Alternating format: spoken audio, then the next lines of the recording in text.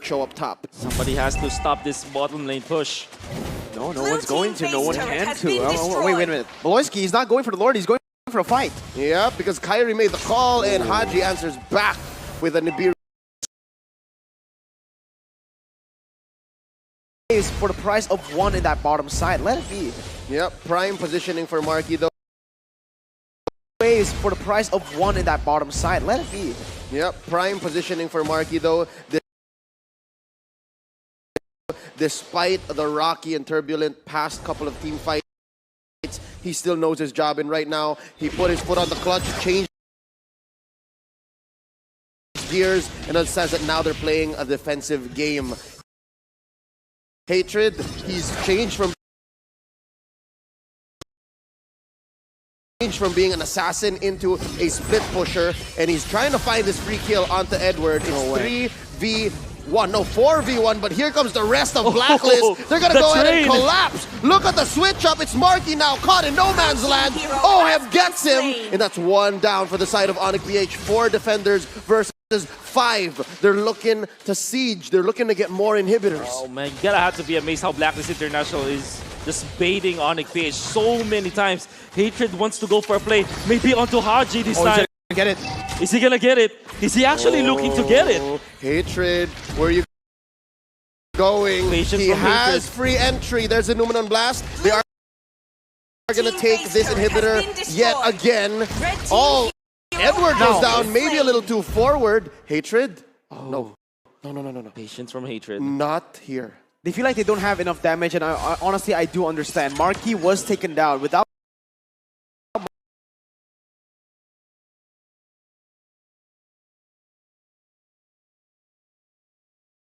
Man stun with the Numenon Blast.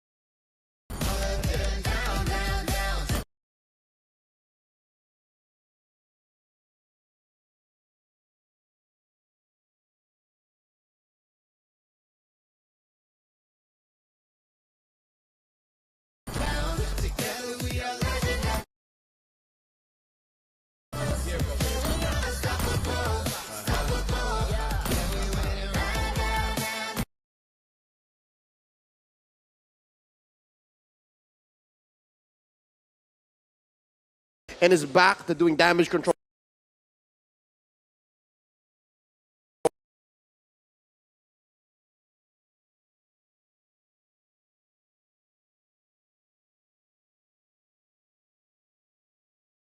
Two inhibitor turrets taken away. That is 2 constantly pushing waves. They can build it up with the Lord as well. Look at the bottom side, slow pushing. Mid lane as well. Top side can just do that, and this might just be the end of the game. This is most probably going to be the final fight either way. That's 20 minutes. You have to be careful if you're Marky. You're the only wave clear, the guaranteed wave clear from Onyx PH, and he's already used it. He's already used it. That is true. He's going to have maybe one more by the end. Dilarsky, though, look at the burst on the side of Blacklist. Doesn't get caught by the Renner. Here comes Wise, spacing out Baloyski. And there's the damage from Oheb. Entropy already in tow. Dilarsky putting up a perimeter. The only hope left for the PL. Marky with a feathered airstrike. Gonna stave the Lord here this time around, but they will lose top lane inhibitor. A lot of minions it's not over. They're still going. Look at how low Dilarsky is popping him with immortality. There's an Numenon Blast stun onto 3. There's an immortality but pop. The base, Go down. It was all about the base. Blacklist International able to score 3-0. What's happening? Point. Oh my goodness, and the punish was there. Blacklist International, they started this game strong. They're the lineup with the better scaling, but with 2 kills onto Wise, it allowed them to just control the lanes.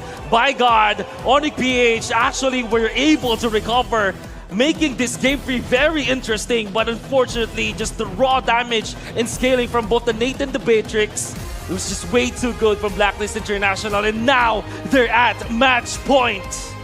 They did enough in that last team fight to move up the waves, to make sure that Marky was overloaded when it comes to his responsibilities as the only good choice for wave clear, and eventually snuck in that win. Could have been close. Could have been one more defense, especially after that 3-man Numenon blast. It's going to be really hard again because, like you said, Wolf, wave clear. Wave clear is number one, and the Feather Airstrike was used way too early to get some damage done. Now, it's a risky play. It did work out for Onyx PH.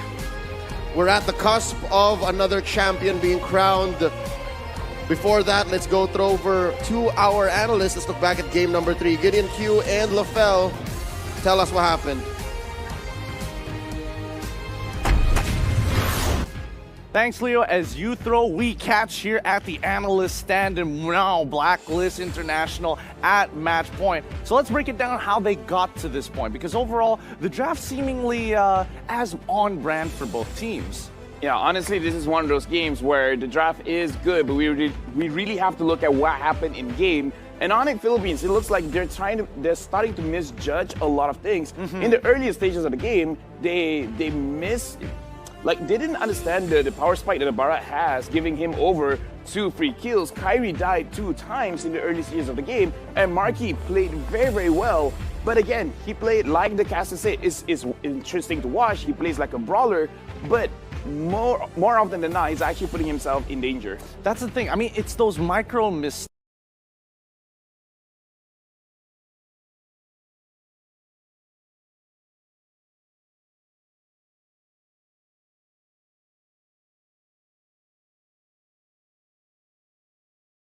Earlier in the game, he took the HP orb thingy, and because of that, he has a little bit more damage once he has that big guy stack. And I feel like that was part of the mistake coming in from the side of Oni Philippines, because usually Barat is very, very oppressive when he plays in lane. And they thought, okay, maybe in the jungle it's not going to be that big of a problem, but again, they misjudged that. Cho did so well in this game. Once he has the Blade of Ecstasies as well as the Blade of Despair, he can basically just one-shot anyone. However, ever since the side of Haji has that Wind of Nature, he became very, very hesitant to really go to the backline. It came down to just sheer execution here, which is the scariest part, because even for Blacklist International, if they mis-executed, as we saw some of the fights, that's when Onyx PH was able to turn it around. A big catalyst for it was going to be Beloyski. Every single time they had Flicker, that's when he makes a big play. But once we saw the adaptation from Blacklist International, keeping track of Beloyski's Flicker time, then it becomes a lot less potent. They're willing to make more aggressive plays.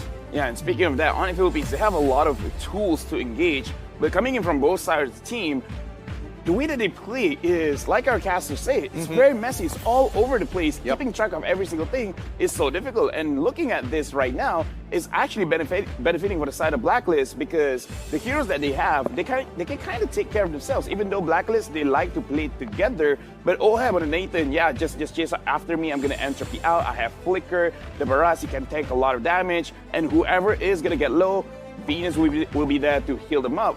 On side of Oni Philippines, they really want to catch someone off with the Lolita stun, as well as Marky trying to stun them up. And again, Marky did a lot of damage, but if Blacklist, they're all over the place, chaotic, even he is having a tough time trying to prioritize who he should burst out first. I mean, it's really, really rough. Onyx PH, they wanted to steal away these comfort picks from Blacklist International, but it looks like Blacklist International are just running off of that huge momentum in the past 2 games. And you can tell that even Onyx PH, to a degree, are giving way too much respect to Blacklist International, allowing them to just start taking down turrets after an initial mistake in the early game. And most importantly, when you look at the damage, it really is in Blacklist's favor due to these big team fights. Yeah, and again, look at how many damage coming in from everyone from the side of Oni Philippines. It's different. The main damage dealers is Marky as well as Kyrie.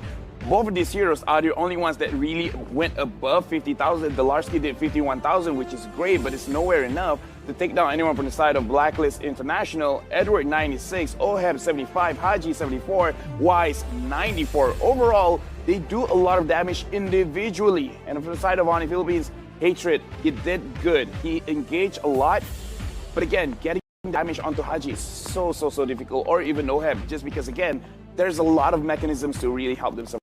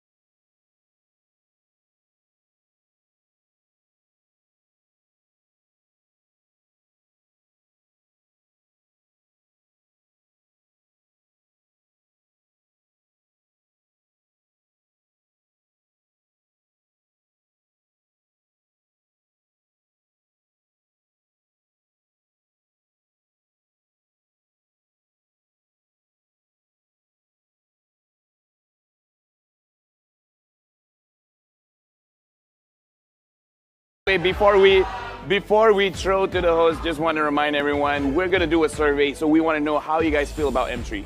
Yep, you'll see the QR code on the top left of your screen. So when you do see that, do give us that feedback. What can we do to improve? How are you liking the tournament so far? Scan that QR code right now. But with that being said, game number 4 is going to be on its way, and it's going to be a big one. This could be a complete washout here, and Blacklist International might be able to get that big win that they've been looking for all year. That being said, it's time for game number 4. We're going to be throwing it over to our casters. Please take it away. One more game. Holding out for one more game. Blacklist International comes home with a trophy. Holding out for one more game, opening. Welcome back to the Caster's Desk at your service. My name is Leo, joined here by Wolf and Mirko. Must be feeling right now because now there's only one chance. Now there's only one way to do this. Yeah, there's only one way, and that's the reverse sweep. All right, it's something that only Tony. It's gonna take a lot for them to get out of this. They're gonna have to dig deep for something forcing their playstyle. But honestly, if we're talking about mentality, they're really, really strong. I met Onyx PH, Coach Yeb just now. He was still so confident. Yep, and really, it's interesting how their journey has to end here, because for a lot of these young people, it is, are you looking forward to? I'm sure there's a lot of new things here waiting for you to see. Follow at @visit_Singapore, and don't forget to use the hashtag #PassionMadePossible to share what you're looking forward to doing in Singapore. For some of them, it's win a world championship. Wow. Unfortunately, for the side of for Onyx Philippines, like you said, it's a reverse sweep that they should become. But if you're looking at the history of World Championships, Hey, hey, true. hey, Hey. well, it always has been 7 games. And do you want to stop casting at game number 4? Technically, M1 was 6 games. 6 games, yeah. But you know, we went the distance. We always go the distance. So I think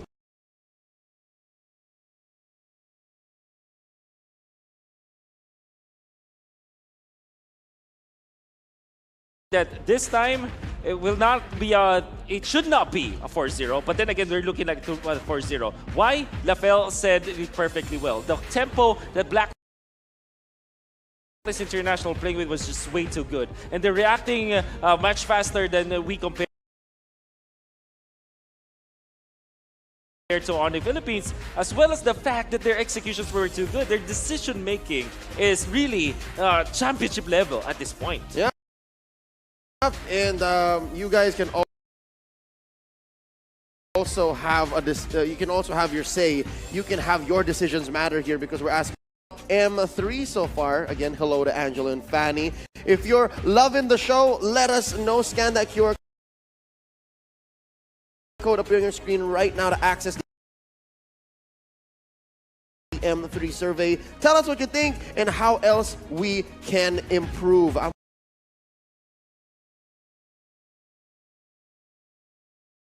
wondering what else Onyx can improve. Are they lacking in draft because they already picked up the Farsa, they already picked up the Uranus? Does it come down to this decision making? Is it a macro or a micro sort of calibration that they need? I think yes.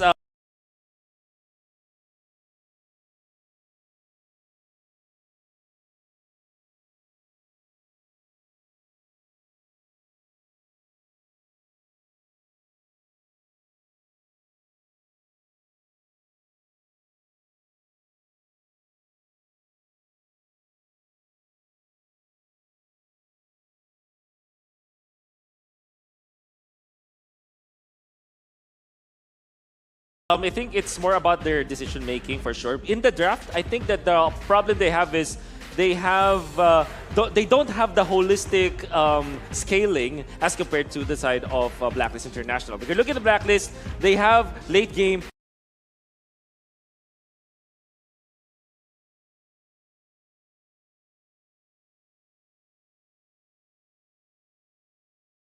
They have early game and mid game. If you're looking at Onyx Philippines so far, it has been just either early game or just the late game. And by the way, just wanna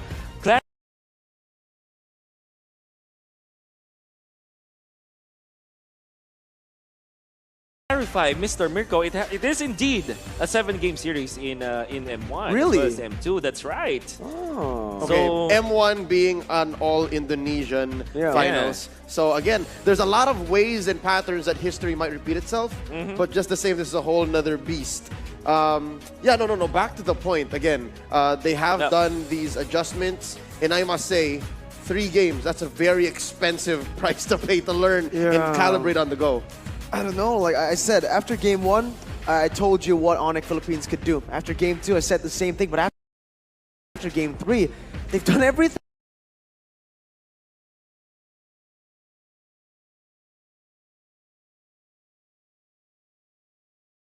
That Right now, Onyx is running out of time. Like, this is the only chance that they can have. But still, I am so happy to see a smile on Hatred's face.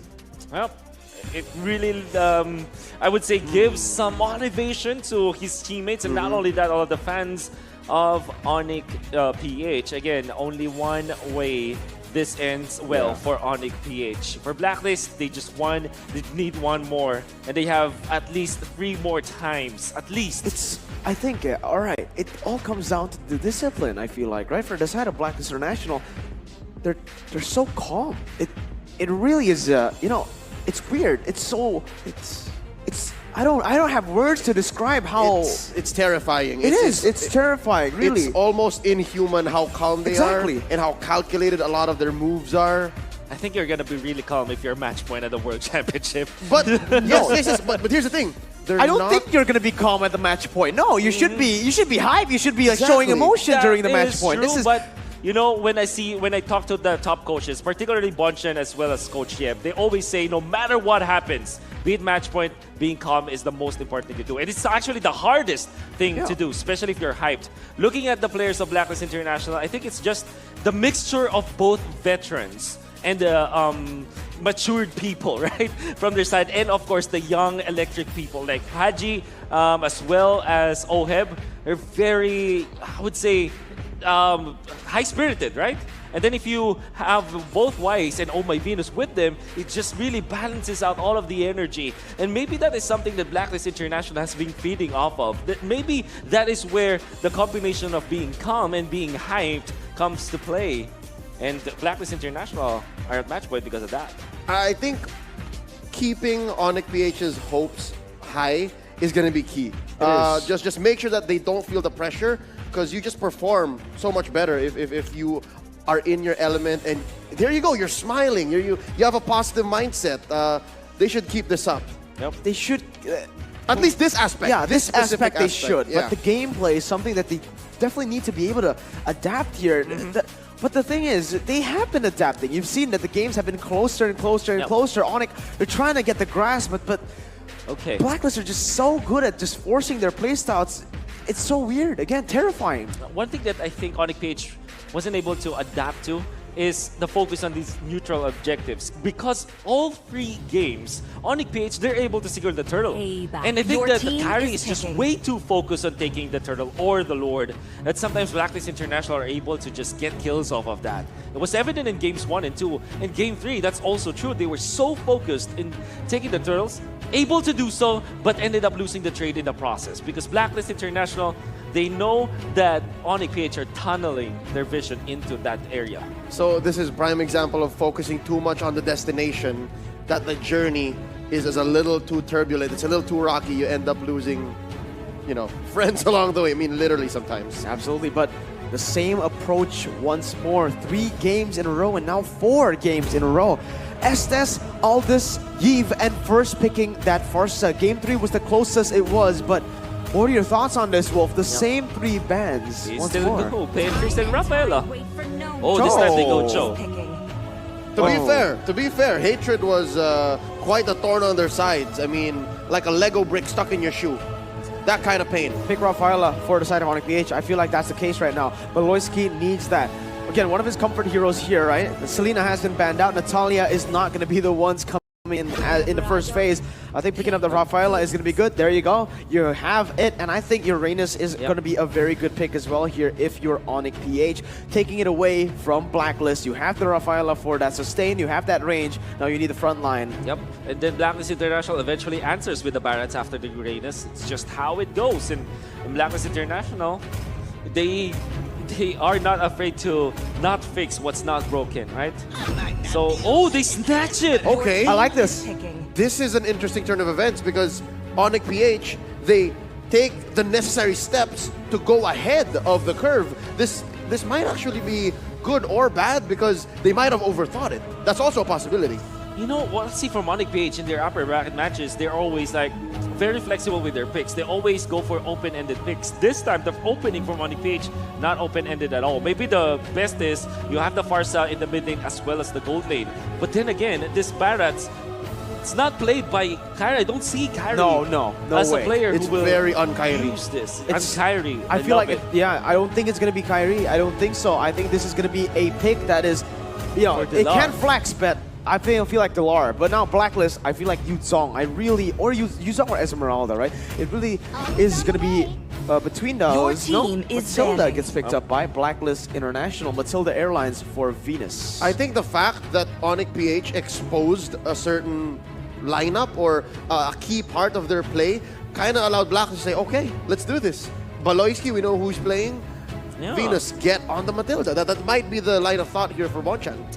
It's gonna be, I would say, easier for Blacklist International to draft against this. Maybe they're gonna be looking for a hero with HP-based damage for Wise. Wonder what their answer is. I mean, they have been using this Barretts for quite a long time, not only with Wise but also for Edward. So they probably know what the counters to this are.